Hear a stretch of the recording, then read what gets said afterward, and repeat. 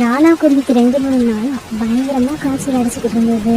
ராணா குருவியால இப்ப பேசக்கூட முடியல. அது கண்ணில இருந்து கண்ணீர் மட்டும்தான் வந்துகிட்டு இருந்துச்சு. அம்மா, காய்ச்சலால அப்பா எவ்வளவு கஷ்டப்படுறாங்க. ஏன் இன்னும் டாக்டர் கிட்ட அழைச்சிட்டு போகாம இருக்கீங்க?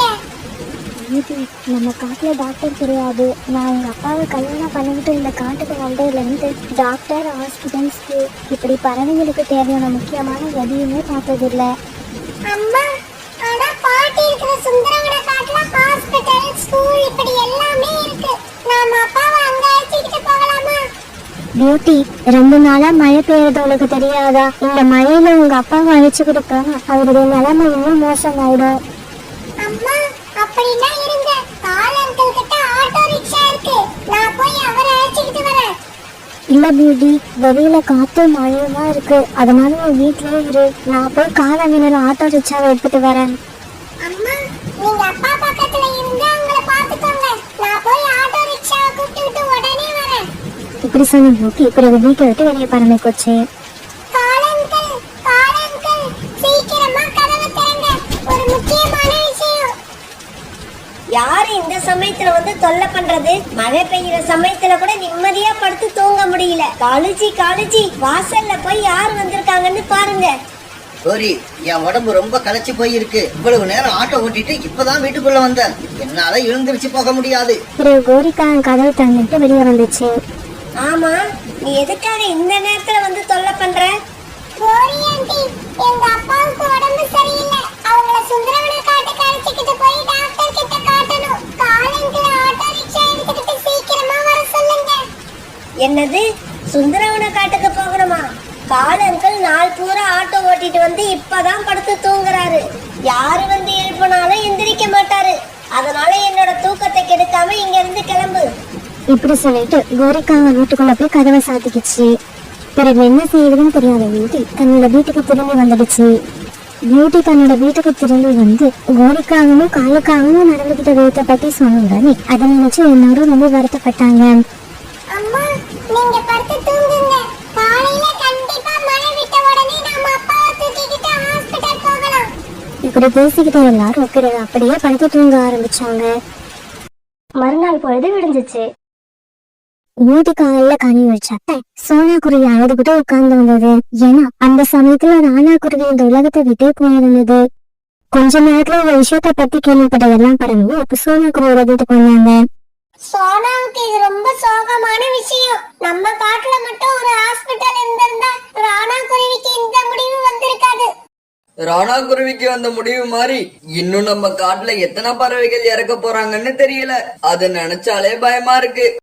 பியூட்டியான அப்பா இறந்ததை தாங்கவே முடியல. அதுவும் இந்த காட்டுல ஒரு டாக்டர் இல்லாததால அப்பா இறந்து கொண்டாங்கிற விஷயம் அவரோட மனசு ரொம்பவும் பாதிச்சது. அம்மா, நான் பெரியவளானதும் டாக்டர் வேலை பார்க்க போறேன். இதுக்கப்புறம் நம்ம காட்டுல மருத்துவ வசதி இல்லாம யாரையும் சாக விட மாட்டேன். பியூட்டி, டாக்டர் ஆனா அதுக்கு படிக்கணும். நீ படிக்கணும்னா பக்கத்து காட்டுக்கு தான் போய் ஆகணும். தினமும் என்னால பக்கத்து காட்டுக்கு போய் வர முடியுமா? இது ரொம்ப கஷ்டமான காரியம். அம்மா, எவ்வளவு கஷ்டம் வந்தாலும் சரி, நான் படிச்சு டாக்டர் ஆகியே தீருவேன். என்னோட முடிவுல எந்த மாற்றமும் கிடையாது. ராணா குருவி இறந்த பிறகு மற்ற பறவைகளோட வீட்டுல வேலை செய்ய ஆரம்பிச்ச சோனா குருவி தன்னோட பொண்ணு பியூட்டிய பக்கத்து காட்டுக்கு அனுப்பி படிக்க வச்சது. பகலெல்லாம் நிறைய பேர் வீட்டுல வேலை செஞ்சுட்டு வந்த கலைப்புல சோனா குருவி படித்து தூங்க பியூட்டி ராத்திரி ரொம்ப நேரம் வரைக்கும் படிச்சுக்கிட்டே இருக்கும். இப்படியே காலங்கள் ரொம்ப வேகமா ஓடுச்சு. ஒரு நாள் சோனா குருவி எதிர்பார்த்தாங்கன்னு வந்துடுச்சு. ஆமா, பியூட்டி இப்ப படிச்சு நீச்சு ஒரு பெரிய டாக்டர் ஆயிடுச்சு. இப்படி டாக்டர் ஆன பியூட்டிக்கு நிறைய காட்டு அரசாங்கத்துல இருந்து டாக்டரா வேலை செய்ய அழைப்பு வந்துச்சு.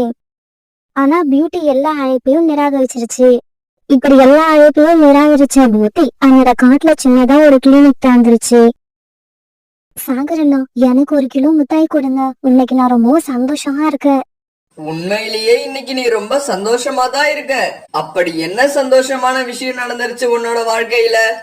சாகரண்ணா, என்னோட பொண்ணு பியூட்டியா நினைச்ச மாதிரியே டாக்டர் படிச்சு முடிச்சிட்டு நம்ம காட்டுல ஒரு கிளினிக் ஆரம்பிச்சிருக்கா. டாக்டர் இல்லாத காரணத்தால நம்ம காட்டுல எந்த பறவையோட உயிரும் போகாது. சோனா குருவியோட வாங்கிட்டு அந்த காட்டுல உள்ள எல்லா பறவைகளுக்கும் கொடுத்துச்சு. ஒரு நாள் அந்த காட்டுல பயங்கரமா மழையும் காத்தும் வீச ஆரம்பிச்சது. அந்த மழை நிக்கவே இல்லை. தொடர்ந்து ஒரு வாரம் பெஞ்சுக்கிட்டே இருந்தது. இதனால அந்த காட்டுல இருந்த நிறைய பறவைகளுக்கு காய்ச்சல் வந்தது.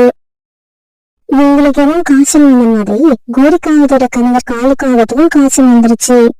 காலுஜி, உங்களுக்கு காய்ச்சல் வந்து 4-5 நாட்கள் ஆயிடுச்சு. நானும் என்னென்னவோ கசாயம் வச்சு கொடுத்து பார்த்துட்டேன். உங்க காய்ச்சல் நிக்கவே இல்ல. இதுக்கு மேல என்னால பொறுமையா இருக்க முடியாது. நான் இப்பவே பியூட்டி கிட்ட போய் அவளை இங்க அழைச்சிக்கிட்டு வரேன். கோரி, நீ இப்ப எந்த முகத்தை வச்சுக்கிட்டு பியூட்டிய போய் கூப்பிடுவ? ரொம்ப வருஷத்துக்கு முன்னால பியூட்டி ஒரு நாள் அவங்க அப்பாவை பக்கத்து காட்டுக்கு அழைச்சுக்கிட்டு போறதுக்காக என்ன கூப்பிட வந்துச்சு. அப்ப நான் போகல. நான் மட்டும் அன்னைக்கு ஆட்டோ எடுத்துக்கிட்டு போயிருந்தேன்னா ராணா குருவியோட உயிர் போயிருக்காது. காலுஜி, அதையெல்லாம் இப்ப நினைச்சுக்கிட்டு இருக்க நேரம் இல்ல.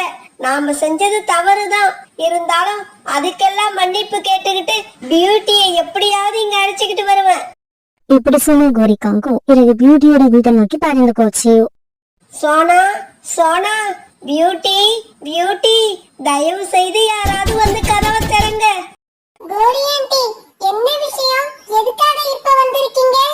பியூட்டி, காலங்களுக்கு பயங்கரமா காய்ச்சல் அடிக்குது. சீக்கிரமா வந்து அவருக்கு என்னன்னு பாரு. கோரிக்காவை இப்படி சொன்ன உடனே பியூட்டி ஒரு வார்த்தை கூட பேசாம கோரிக்காகத்து கூட அவங்க வீட்டுக்கு பறந்து போச்சு. இப்படி கோரிக்காக வீட்டுக்கு வந்த பூட்டி காலுக்காகத்தை நல்லா செக் பண்ணுச்சு. அதுக்கப்புறம் அந்த காய்ச்சலுக்கான மருந்தை கொடுத்துச்சு. பிறகு கொஞ்ச நேரத்துக்கு எல்லாம் காலுக்காகத்துக்கு வந்த காய்ச்சல் குறைஞ்சி காலுக்காக எழுந்திரிச்சு உட்கார்ந்தது. இந்த சமயத்துல காலுக்காகவும் கோரிக்காவும் இவங்க 2 பேரோட கண்ணுல இருந்து கண்ணீர் வந்துச்சு. பியூட்டி, நீ செஞ்ச உதவியை நான் எப்பவுமே மறக்க மாட்டேன். உங்க அப்பா உயிர் போறதுக்கு நான் காரணமா இருந்தும் நீ எங்களுக்கு உதவி பண்ணிருக்க.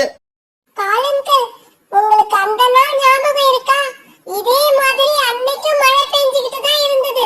அப்ப நான் எங்க அப்பாவை காப்பாத்த சொல்லி உங்க வீட்டு வாசல்ல நின்னு கண்ணீர் விட்டு அழுதேன். ஆனா அன்னைக்கு உங்களுக்கோ கோரி ஆண்டிக்கோ எங்களுக்கு உதவி செய்ய மனசு இல்ல. அந்த கோவம் எனக்கு உங்க மேல ரொம்ப நாள் இருந்தது. ஆனா இப்ப நான் டாக்டர் ஆயிட்டேன். அதனால என்னோட சொந்த விருப்பு வெறுப்பை விட என் கடமை தான் முக்கியம்னு உங்க வீட்டுக்கு வந்தேன்.